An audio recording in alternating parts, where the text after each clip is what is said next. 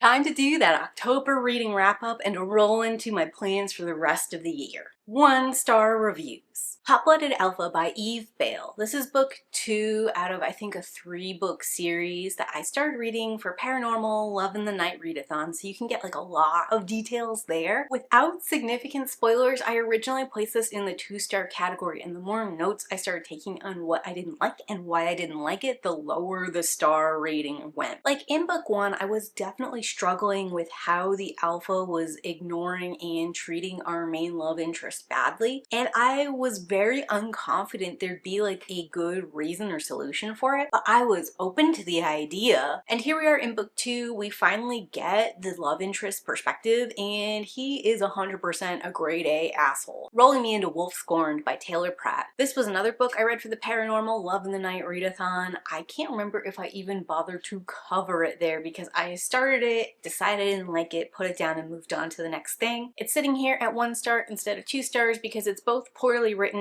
and I really hated the characters immediately. The whole idea of like an underground wolf society being run by vampires where there's like literal dirt and it's not like a concrete cement fully finished compound just kind of like rubbed me the wrong way. Everyone is just so damn quirky in this book. In particular, our main character is low on the totem pole and there's like pretty severe punishments for acting out, so you would have thought that she'd have learned like a certain level of restraint, and we continually see her not restraining herself, and I'm just kind of wondering like how she got so far without like getting killed. And then like worse comes to worse, one of the insults they use here is half-breed, which implies like a werewolf that's not a pure-blooded wolf werewolf is somehow lesser than, you know, the others. I don't like when we use this kind of like racism terminology in my paranormal romance, but on top of that, our girl gets super offended by the term half-breed. Not because it's a stupid belief system and everyone has different things they bring to the party or whatever, but because she is insulted by the term half-breed and she wants people to know she's 100% wolf. Which so much reminds me of when someone says, ugh, you're gay, and you get really mad at them for calling you gay, not because they're using gay as a pejorative, but because they think that you are gay. You're sort of like reaffirming that anti-homosexuality belief, and in this case she's reaffirming like this racist belief. And like I kind of have a low tolerance for that to start, but I've noticed this year in particular my tolerance for it has like dramatically reduced. I've become like really sensitive to it and I'm saying no to all kinds of books as a result. Bringing me into 2-star reviews, I read a bunch of short nonfictions first week of October specifically so that I would like get through some books before we did Paranormal Love in the Night Readathon, and I didn't get like too into a scary story kind of hit, and this was one of them. It was like a personal essay, and I don't like memoirs, so I don't know why I thought I'd like this personal essay. I think what it was the appeal of a person choosing Halloween over Christmas and like going like dark, creepy gothic. I felt like that was something I could relate to, and I got into reading this and she was giving off the quirkiest of quirky pick-me girls, and I couldn't take that as a tone. Beyond that, like all reflective memoirs or like literary essays, this feels supremely self-indulgent to the point where like I sort of started hating her, which means I didn't want to learn any more about this woman. Next is Hot for the Slayer by Ali Hazelwood. This is part of an Amazon series original collection, Scared Sexy, which I will be reading the full thing and reviewing it, and it will have its own standalone there. That I have notes for this book specifically already, but I don't know when I'm reading the rest. The TLDR here is this is my first Ali Hazelwood, and it's going to be probably one of my last for a little while. As a romance author, I think she really understands character building, chemistry, kind of like a fun, flirtatious, quirky sort of situation, creating just enough similarities in your characters that you understand why they're connecting, and enough differences so there's like some hurdles to overcome, which all like correlates to her having a long history as a romance author. But she is fairly new to the paranormal or romantasy genre, and this book kind of highlights that. She's trying to do like a humorous kind of paranormal romance, which makes sense. Paranormal romance on its face, and urban fantasy in general on its face, is kind of funny. There's a lot of very easy humor you can reach for, joke with your audience, have a good time about, but the way she is doing it doesn't feel like she's joking with me. It feels like she's making fun of me for liking this thing or taking this thing seriously even in a fictional story. Additionally, I feel like flipping who's the vampire and who's the slayer starts tackling some problematic elements there. Like the reason Buffy the Vampire Slayer, or the idea of like a little girl as a slayer, works is because it's subverting expectations. This like young woman you expect to be the victim of the vampire is actually super powerful and the most dangerous threat to vampire kind, right? Well, when you put the big bulky man as the slayer again and the slim petite woman as the vampire, there's this power dynamic there that in some ways is reaffirming like potential violence against women and potential like violent, destructive, abusive behaviors in relationships. But our first introduction to him is him getting the jump on her, stabbing her, and pinning her through her gut to a wall so she can't escape, which she explains, while not fatal, is very painful. Okay, bro, you're kind of awful. Very hard first taste to get out of my mouth. I would have really preferred it if we had had the vampire getting the jump on the slayers from the start. And that really would have helped us like establish perhaps the slayers are here out of self-defense, or perhaps vampires like sort of like pranking and messing with the slayers. I pretty much would have taken any introduction that was a little less man beating up the woman as my introduction to the love interest. Rolling Me Into Love Curse by Leslie Lee. I started this in a try chapter, and while I was doing my Paranormal Love in the Night readathon, I thought I would come back to it and finish it up. I really hate it. Did not get very far before I put this down and marked it as read and done forever. No more exploration here. Now, I did read so little of it that I felt uncomfortable putting it at a 1-star rating, but the writing is bad, the characterization is bad. It is 100% not a book for me. Dark Deception by Sarah Piper. I really wanted to read this as part of my Paranormal Love in the Night readathon. I started it in a triad chapter. I feel like when I do those triad chapters, that's a commitment from me as the reader to you as the audience that I'm actually gonna circle back to that triad chapter and tell you what my overall rating on that book is. And Dark Deception had a lot more potential than some of these other triad chapter books I do, because it was like a modern day vampire human romance. Conceptually, I am a really big fan of vampires living among us in present day. And it was set in New York, which I think a city that size is a great place for vampires to exist. When I rolled into chapter 2, I found out it's not just like an innocent human being mortal, but it's like a corporate espionage spy. It seemed like someone who's inherently more capable of handling like some of the dark realities of a vampire world over Miss Innocent Cindy Lou who just needs protection all the time. The more I read this, the more bored I was. The pacing is just not rolling at a good clip for me. I wasn't as invested in these characters as I wanted to be, and I was putting the book down to start scrolling, which is a terrible sign. Fae Touched by Erin Zarra. This one was just like a read what you own during the Paranormal Love in the Night romance readathon. And as I mentioned in one of my 1-star reads,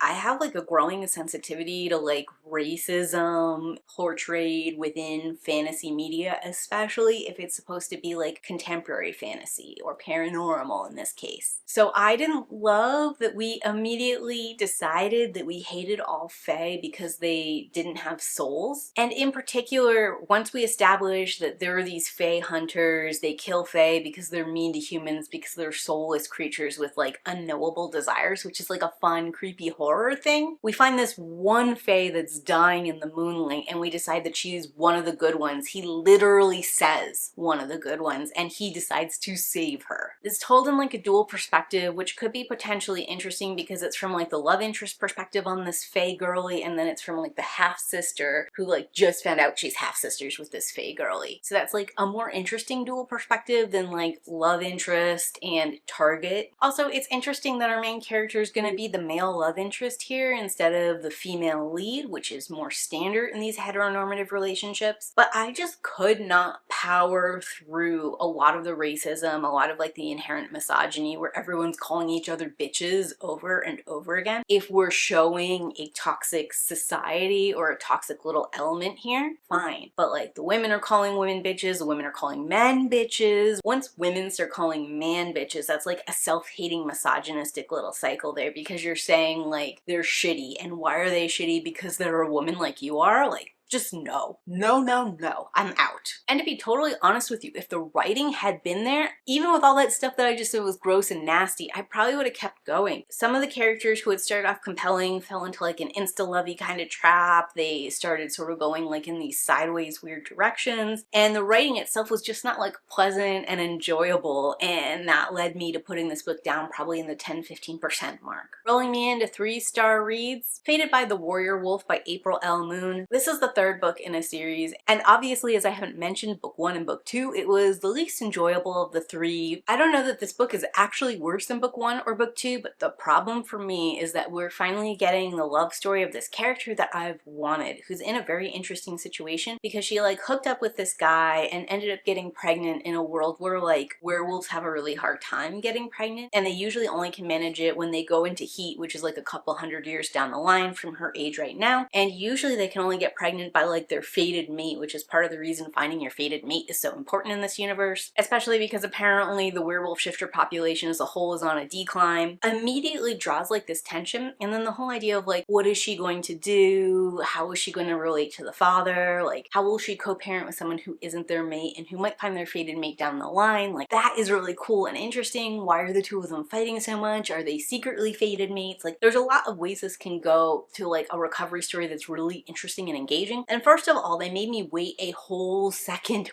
book to get to this one. Had the setup for this at the end of book 1. It was pretty obvious, at least to me, what was going on, even though it's not fully revealed until the end of book 2. Got rid of some of my enjoyment of book 2 because like, yeah, let's hurry this up so I can get to the story I want to read. But then it also like really built and hyped this, demanded a high payoff and delivery, and it's not really there. Now that I have a couple weeks behind me from when I read this, I think it probably is like on par with the rest of the series. And part of the issue was the making me wait, the making me really interested, invested, and hyped, and then delivering this just did not work for me personally. It's still not a bad story. I still gave it 3 stars. I still think there's some interesting stuff going on, relationship building, overall outcome. This story does leave us on a cliffhanger about the larger world. However, the rest of the love interests go on past this I'm not that into, and I don't know if I'm invested enough in the larger world story for me to join them to finish the series. We'll see, but right now it's looking like I'm done with this series. Bringing me in to 4-star reviews. But real quick, if you're enjoying this monthly reading wrap up, can you go down and hit the thumbs up button for me? And while you're there, check to make sure you're subscribed, because I do these monthly reading wrap ups every month, so there's plenty more where this came from. And I fill in the rest of the month with a bunch of deep dives, video essays, and media analysis fun that I think you guys will really like if you're having a good time here. Thanks for doing that. Back to the reviews. Breaking Free by Rachel Jeffs. It's always a little bit awkward to rate nonfiction, especially if it's a biography or a memoir, which Breaking Free by Rachel Jeffs is, I guess, a memoir about her time in the FLDS church. She's one of Warren Jeffs' daughters. So she's giving us a little bit of insight and inner look into the family structure of Warren Jeffs, as well as her life as an adult, living as a plural wife to someone, and then eventually choosing to leave the church, why she made that choice, that kind of thing. Rachel Jeffs did have a ghostwriter helping her work with this memoir, and I don't know if it was Rachel Jeffs just having like a really good grasp on the English language, poetic language,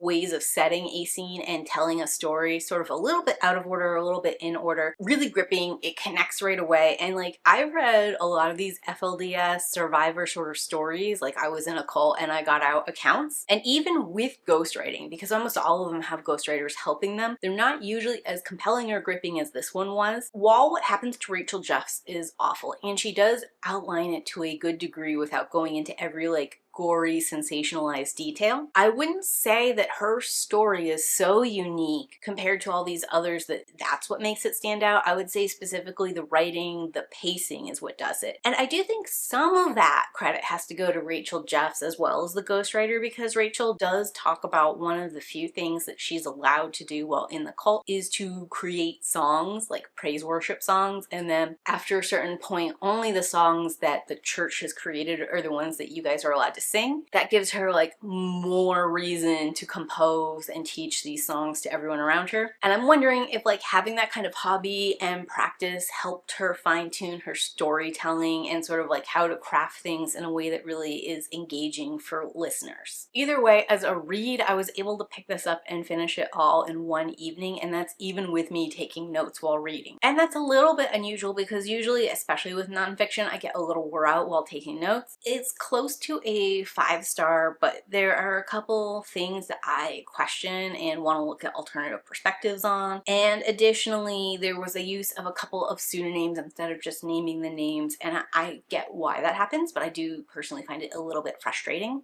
And because I need to do a little extra research, there's a little bit of like obscuring exactly what happened, pretty much where we're at with the 4 stars. Also, I would give like a content warning to anyone who's interested in this kind of topic, because one of the reasons Rachel Jeffs comes out with this memoir is because she was abused, specifically molested. And she says how old she was, when it happened, where it happened, what happened. There's not a lot of fade to black. There's a lot of forcing you to look at it and sit with it. If you're not ready for that, this is not going to be one of the stories from the FLDS that you want to read. Rolling me into Dr. Icepick by Clair Prentice. First of all, this is just a really interesting subject because it goes over Dr. Freeman, this one American psychologist's drive to make lobotomies like the #1 cure-all procedure for everything everywhere. And it starts by outlining with like how lobotomy was discovered, how was popularized, how quickly it came into the zeitgeist as like a cure-all kind of thing, and also like the flaws in various studies that led to that, as well as the fact that like Dr. Freeman was like actively campaigning and like a major showman for this kind of thing, and he went a long way to making it way easier and cheaper and faster to do these lobotomies. Like he is the guy who came up with the ice pick lobotomy that we see in a lot of horror media. So like that whole story is fascinating. The way it's told a little bit in and out of time because they're weaving in like one of his major projects, which was to like lobotomize, it seems like the majority of Western Virginia folks that were in mental institutions. How that became a federal program, what he did as like the pioneer of that, how like actual officials were on his side, and then the kind of nonsense speak they said when they closed down the program.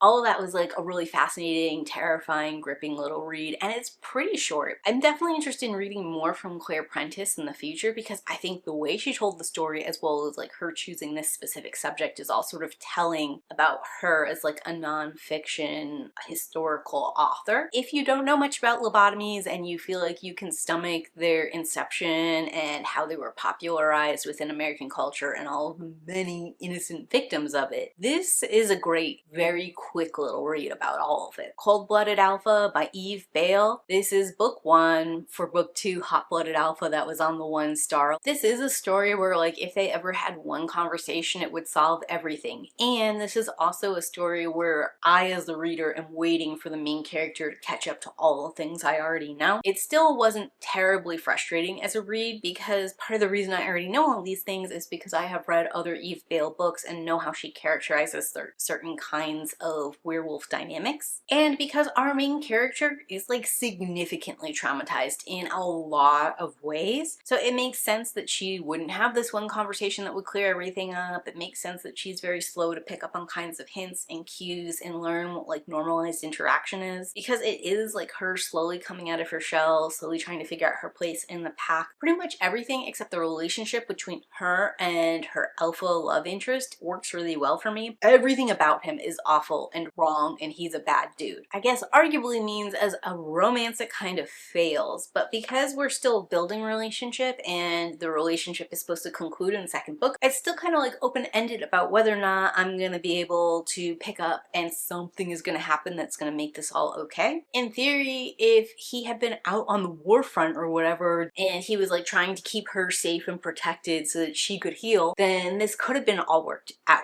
Like he was just legit too busy to handle business with her the way that would have been best, and because of that he was sort of stepping back and letting his past back help heal her. And spoiler, I guess, for book 2, but like here in book 1, there's the beginnings of some sexual abuse to go with like the other forms of abuse she endured. And they really lay that on thick and tease out like extra exploitative and gross sexual abuse, and then like twist reveal it's not that, aren't you relieved? I was not relieved or pleased with that. Like a little bit is okay. Like what is here in book 1, some implied sexual abuse or some implied desire to abuse this person in that way is fine. It's sort of even expected given how abusive and degrading everything else was. They do take it to a level that I felt was exploitative and like shocking for shock value more than it was like to describe why she is how she is, how her character developed, how she was grown up. And you know, everyone's taste is different. Faded to the Wolf Prince by April L. Moon. This is book 1, where book 3 was down in 3 stars. I really liked this book 1. I thought it was fun. It's a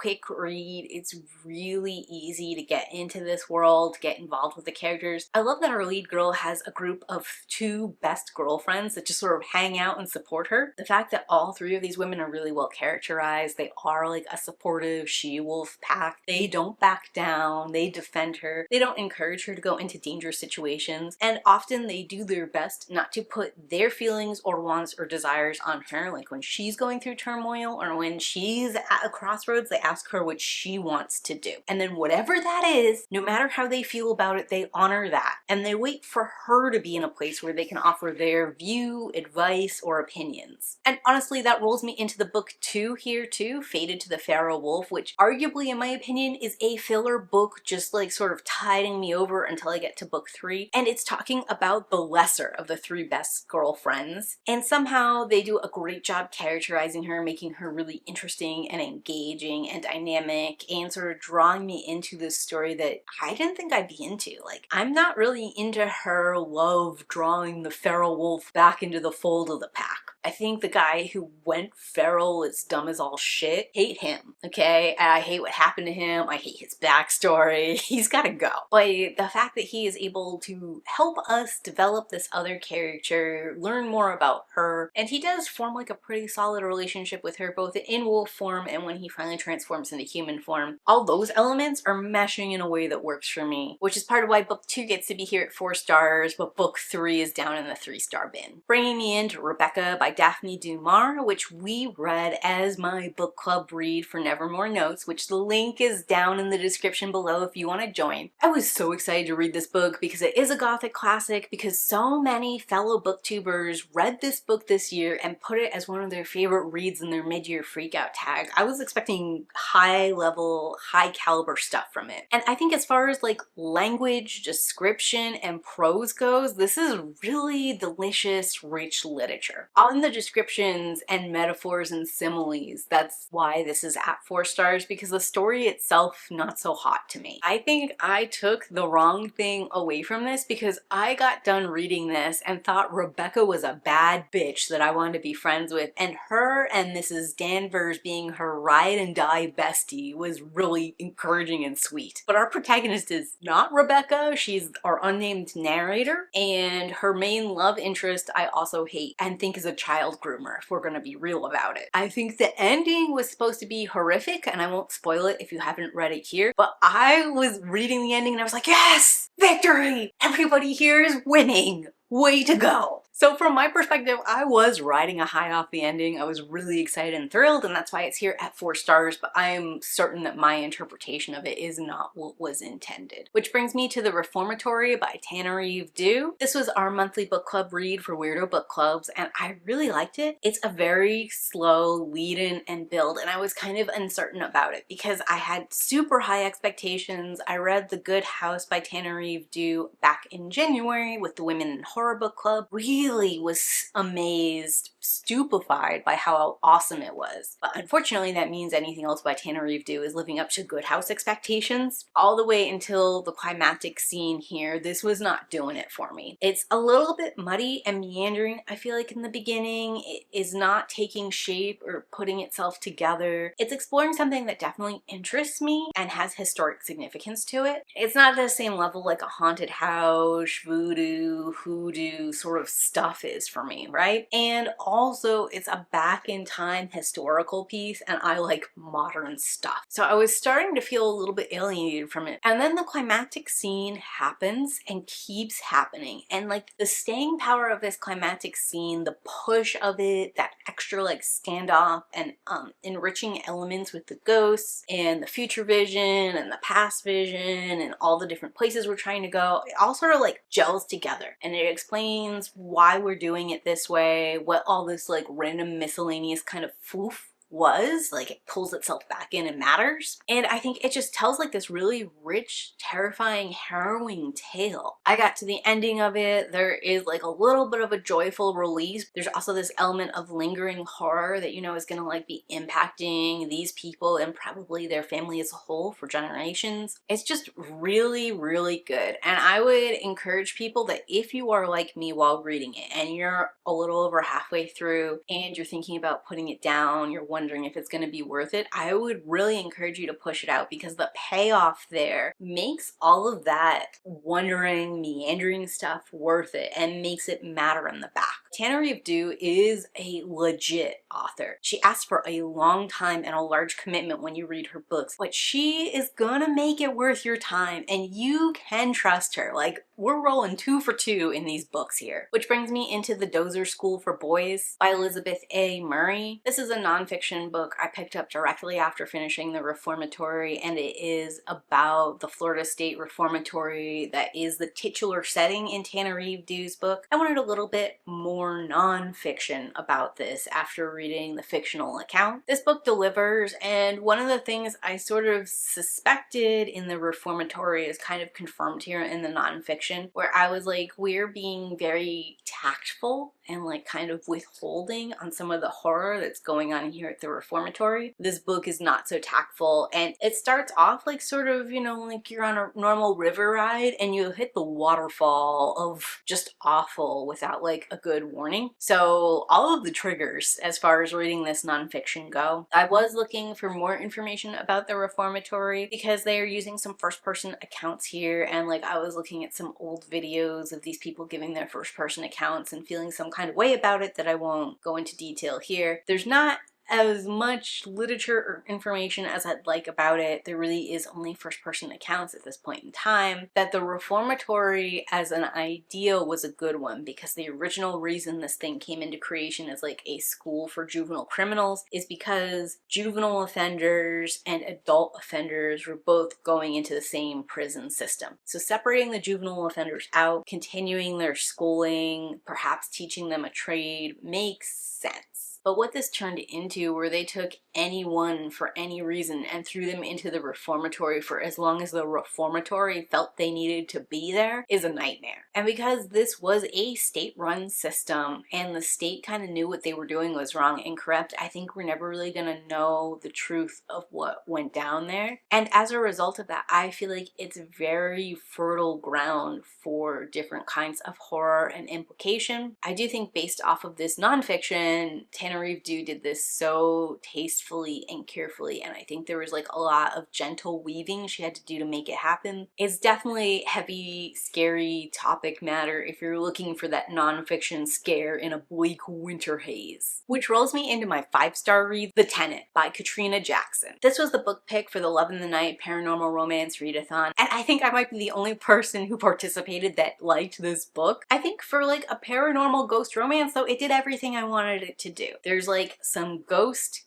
human romance going on, and then they find a way to like make this into a happily ever after by involving a third human person. And I think like a triad like this works out best if the ghost is gonna stick around and not just like fade off into the distance because they're now at peace. Personally, I really liked the historical elements. I thought that it was real and unflinching when it comes to like the American past and slavery and this further discrimination beyond slavery, right? But it didn't dwell there. I think it also helped that I really identified with Noel. I just enjoyed his character, sort of saw like a lot of younger Jess in that character and was rooting for him, you know, from the get-go. There were a couple of lingering elements that don't 100% make sense or work within this story and maybe like need a sequel. I think Todd, the Carlton dude, was done dirty and probably needed like his own redemption arc or needed like a change of opinion on who that guy was. And I would say like overall, I don't think I'm a big fan of human ghost romance, but from my perspective, with me not really enjoying that kind of romance, this still executes at the highest level possible for that kind of story. Night Myst by Yasmine Galenorn or Yasmine Galenorn. This was another one I read as part of the Paranormal Love in the Night readathon. It's not technically, I don't think, paranormal romance. I think it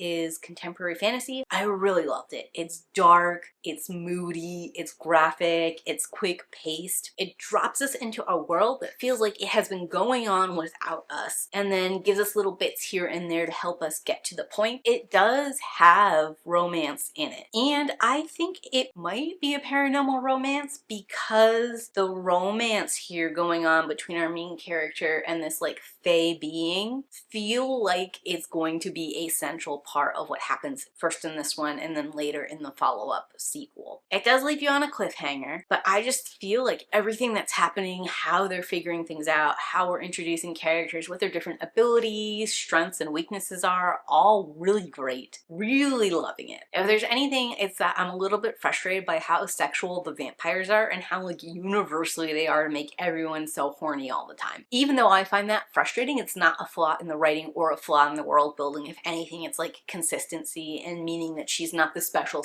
able to resist when no one else is. And even though I'm thinking of all kinds of reasons that she could be the one who's able to resist, or like it's not really her that's resisting, it's this other thing that happened to her that now makes her immune or makes her capable of resisting, I appreciate that the author showed restraint in that area and just made her have to deal with these feelings and emotions and sort of like live in that place, even though I really liked her and was trying to find a way around it for her. Which brings me into ongoing reads. There was a lot going on for me in October outside of reading, and then when I jumped into first Rebecca and then the Reformatory, that sort of like filled my life up past capacity. So I didn't get to read or finish as many things as I would have generally liked. But stuff that I started and I'm definitely taking into November is going to start me with Cursed Bunny by Bora, Chung, and translated by Anton.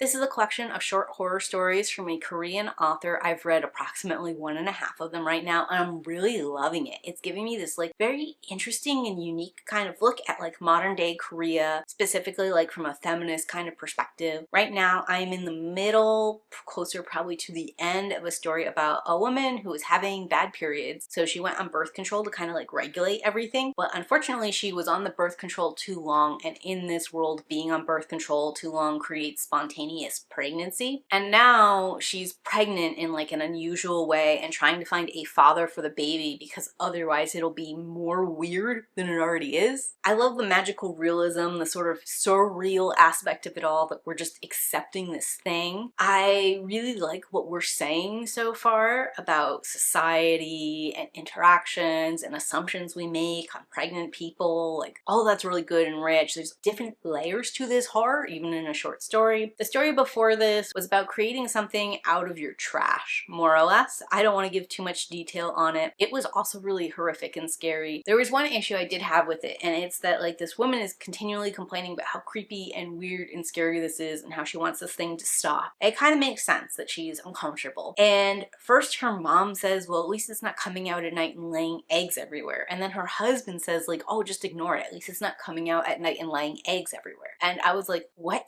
in Korea is coming out at night and laying eggs everywhere? That's horrific. I need more context for why that's a common phrase. I sort of was expecting some kind of egg-laying payoff here, which is not what happens, but where it went in that particular short was really good too. If the quality of the short stories continues from where this first one and the first 2/3 of the second one are, this is probably going to be a 5-star anthology read, and that's so unique and interesting. Next is going to be Give Me Back My Children, written by Zarra, Allred and ghostwritten with Ellen Taylor. So we talked about Breaking Free by Rachel Jeffs. Right after that, I went into Give Me Back My Children, which is a really interesting follow-up because Rachel Jeffs and Sarah Allred married the same man and lived in plural marriage together. So I was very interested to get her perspective on the whole thing and to like give her chance to say her own piece. Unfortunately, I was reading these books in the first week of the month and the paranormal Love in the Night romance readathon came up, so I put this book down and went into reading that. I just haven't had time to pick it back up. It does take me a while to read these because in these nonfiction reads I'm taking notes and sometimes I'm even following up on the spot with like Google searches and stuff, because right now I am in the process of creating a collection of notes where I can sort of like better track different family lines and different personal accounts and seeing like where those accounts overlap and what everyone's point of view and memory and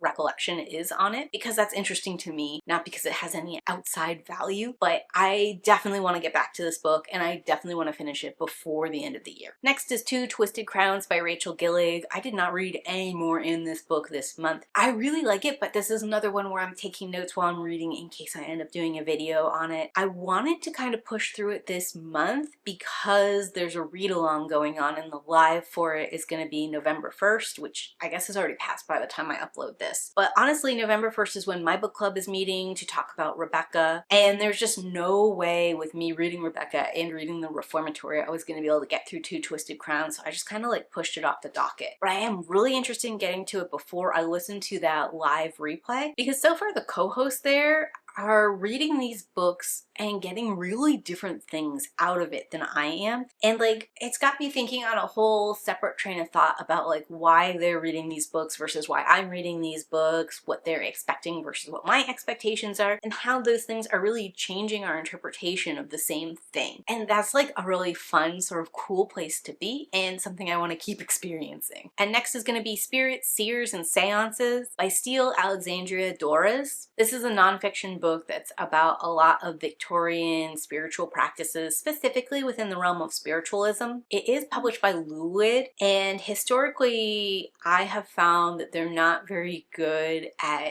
objective history, and then how you feel about the magic and stuff of it is like a personal opinion kind of thing. But this was available on Kindle Unlimited, and Doris herself is qualified to talk about this, so I minimally wanted to like give it a chance, and I've been taking a lot of notes as I go, so I have a ton of names and dates that I can be cross-referencing and researching to get like a fuller picture of this once I finish this one. I am like 40% of the way through. I'm having a really good time, even though a lot of this is stuff that I already kind of knew because I love spiritualism as a movement. I think it's fascinating. I'm still learning and gathering more and really just having a good time refreshing myself in this sort of like ambiance. The Bewitching by Sylvia Moreo Garcia. I got a little bit further in this. I'm like 3 hours into a 14-hour recording. It's giving really strong dark academia vibes at this juncture still. It's really doing that descriptive, lovely prose that Moreo Garcia does that I enjoy so much. I'm having such a great time with it, but I do really want to circle my way back to it and finish it up before 2026 rolls around, because it is one of the few books I committed to reading this year, and I like to meet those obligations, which rolls me into my monthly TBR. So for my book club, the Nevermore Notes book club, we are going to be reading The Unworthy by Augustera Barista, which I read earlier this year. It's going to be a reread for me personally, and I did mention when I created the book club that we were going to probably cover this sometime this year because I wanted to. November seemed like the right time to meet because it's when things seem to get very busy for me family-wise, holiday-wise. So this is a fairly short book and it's a reread, so it will be easier for me to get through it. On top of that, since Thanksgiving is the holiday in November, nothing makes you quite so thankful as reading about a bunch of horrific cult figures, right? And the Weirdo Book Club is reading The Everlasting by Alex E. Harrow, which is a novelization of The Six Deaths of the Saint, which I read and reviewed as part of the Amazon Originals Into Shadow collection, and I loved it. It made me really more interested in Alex E. Harrow as an author, and you know, now that she's created a novel of this thing, definitely I want to read that. And in particular, I'm super excited to read it with the Weirdo Book Club because we meet once a month at the end of the month, and I love the discussion we have. Can't wait for something like this. For buddy reads, me and my sis are going to read The Ice Planet Barbarians. It's a reread for me that I picked out because Reads with Rachel earlier this year put out a video about Fourth Wing and how all of the steamy scenes between those three books are the same, like when they happen in the book, the words they use, the layout of everything is the same. And I have this theory on the back burner that pretty much all these book talk, steamy, spicy books are the same book. And I thought, what would be a better way to prove that than to go back to the original viral video, which is Ice Planet Barbarians, and compare what the steamy scenes are like there, where they are in the book, across the series. And that would be like video number 1. And then if you guys like that, video number 2 might be comparing that to something like Fourth Wing or whatever else is trending on book talk to prove they're the same, even across books. I don't know if my theory is going to hold. I'm willing for the data to prove me wrong, but I just thought this was such a fun project and it would be a great time to sort of like introduce my sis to the OG thing, even though this is alien romance and not romantasy. In a lot of ways, they're quite similar. And I think her take on this, where she was introduced to romantasy first, coming back to this alien romance, might also sort of like better inform me about these book talk trends and what people do or don't like about them when they're like normies instead of, you know, people who look at it too intensely like I do. Queen of the Damned by Anne Rice. I finished the Vampire Lestat. With any luck, after recording this, I will start recording the actual Vampire Lestat videos I promised you guys way back when. Some delays ended up happening because I was changing my hair color and scheduling all that, and having like the consistency of hair color was not working out for me. But even though I am not done with the video stuff there, I do need to move on to reading Queen of the Damned, because all of this is about being prepped for season 3 of Interview with the Vampire, which hasn't been announced but will be in 2026 probably. And because it's about Lestat's rockstar era, it's probably gonna mash up the Vampire Lestat and Queen of the Damned because his rockstar time is in both those books. As far as what's going on for video planning, I am in the process of clearing out my backlog right now and taking all the videos I'd already recorded and edited of me in brown hair and putting those out so that you guys won't see like bright color hair, bright color hair, back and forth. That feels like a lack of continuity, which might be something I just have to accept generally, as coloring vivid hair means there probably will be differences in the look that will show continuity just generally. That's a later Jess problem. Current Jess's problem is just finishing powering through all those various gothic reviews I've done throughout the year and a couple of book tags that I had as like easy filler, but now like would show how dated they are just by the timeline of hair. And again, this is probably only something I care about, but I do, so that's what I'm doing video wise. As I said, I'm down to start filming those Vampire Lestat videos. You should be getting them at the end of November, beginning of December. As far as ongoing TV show stuff, I had you guys vote whether you wanted me to review Pluribus or whether you want me to keep pushing through with Penny Dreadful, and you chose continuing the Penny Dreadful series. So I will be doing that 100% for sure. I've already finished watching all the way through episode 8 and have notes so that I'll be able to do those tarot readings for you guys and push those out on a weekly basis. I am playing with still maybe doing some kind of review for Pluribus, and also I'm considering a little bit whether or not there's any interest in Welcome to Derry, but I am not up to doing 3 videos a week through November and December, so I'm trying to figure out the best way to do that going forward. Plus, Guillermo del Toro is coming out with Frankenstein in November, and I'm definitely gonna do a review for that because my boy Guillermo del Toro and we are best friends, and I can't go without reviewing his videos. We're not for real best friends, in case that wasn't obvious, but I do just love him as a producer and director and want to consume everything he had a hand in making. So there probably will be a couple of weeks where there will be a 3rd video in rotation just generally, as well as like December content is kind of set, not in stone, but like there's a couple of accepted formats that are definitely rolling out them. And I'm just gonna have to see how all of that plays out and where everything ends up falling just based off of what my capacity is, especially because I know that I have family coming to visit and I will not be filming or editing when that's going down. But that's everything I read this month, a small peek into what I plan to be reading, and a few video plans. Talk to me in the comments down below. Tell me a book you read this month that you loved or a video you want to see from me. And if you're looking for what to watch next, I actually have a playlist of all the books that I read this past year, and I'll have more of this. But as always, keep